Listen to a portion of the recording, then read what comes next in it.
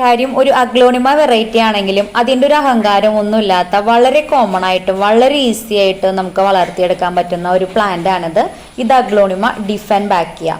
ഇതിന് ഡംകി എന്ന് പറയുന്ന ഒരു പേര് കൂടി ഉണ്ട്. കാരണം ഈ പ്ലാന്റ് ഭയങ്കര ടോക്സിക് ആണ്.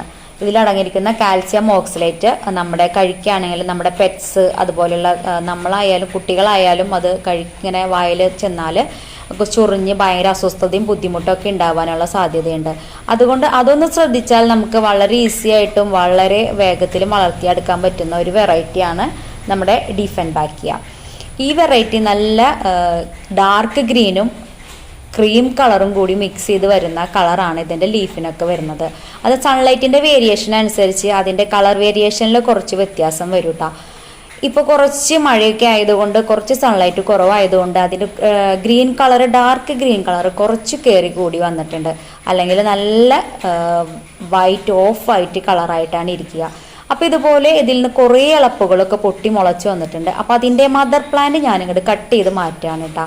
കട്ട് ചെയ്തതിന് ശേഷം നമുക്ക് വേണമെങ്കിൽ സാഫ് എന്തെങ്കിലും അപ്ലൈ ചെയ്ത് കൊടുക്കാം. കൊടുത്തില്ലെങ്കിൽ യാതൊരു പ്രശ്നമില്ല നമുക്ക്. പിന്നെ ഈ പ്ലാന്റ് മുറിച്ച് മാറ്റിയ പ്ലാന്റ് നമുക്ക് പീസുകളാക്കിയിട്ട് ഇതിൻ്റെ തണ്ടും അതിൻ്റെ മുകൾ ഭാഗവും നമുക്ക് നട്ടുകൊടുത്താൽ കുറേ പ്ലാന്റുകൾ നമുക്ക് ഉണ്ടാക്കാം. ഇത് നോക്ക്, ഇതിൽ നിന്ന് തന്നെ കുറേ കുട്ടി കുട്ടി പ്ലാന്റുകൾ കുറേ മുളച്ച് വന്നിട്ടുണ്ട്. അപ്പം ഞാൻ എന്തായാലും ഇത് കട്ട് ചെയ്ത് മാറ്റിയതല്ലേ, അപ്പം എന്തായാലും കുറച്ച് ചാണകപ്പൊടിയും ഗ്രോത്ത് മിക്സ്ചർ നമുക്ക് ചേർത്ത് കൊടുക്കാം.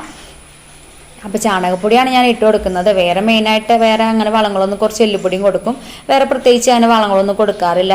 വളരെ കെയറിങ് ഒന്നും വേണ്ട. നമുക്ക് ഇങ്ങനെ കുറച്ച് എപ്പോഴെങ്കിലും കുറച്ച് ചാണകപ്പൊടിയൊക്കെ ഇട്ട് കൊടുത്താൽ വളരെ നന്നായിട്ട് വേഗത്തിൽ വളരുന്ന ഒരു പ്ലാന്റാണ് ഈ അഗ്ലോണിമ ഈ വെറൈറ്റി. പിന്നെ സൺലൈറ്റിൻ്റെ കാര്യത്തിലായാലും വളരെ നല്ല ഡാർക്ക് സൺലൈറ്റ് കിട്ടാണ്ടിരുന്നാൽ മതി. എന്നാലും സൺലൈറ്റ് കിട്ടിയാൽ അത്ര കുഴപ്പമൊന്നുമില്ല. പിന്നെ മഴയത്താണ് എൻ്റെ ഈ പ്ലാന്റ് ഇരിക്കുന്നത്. വെള്ളം കൂടുതൽ കിട്ടിയെന്ന് വെച്ചിട്ടും യാതൊരു പ്രശ്നമില്ലാത്ത ഒരു അടിപൊളി പ്ലാന്റാണ് കേട്ടോ ഇത്.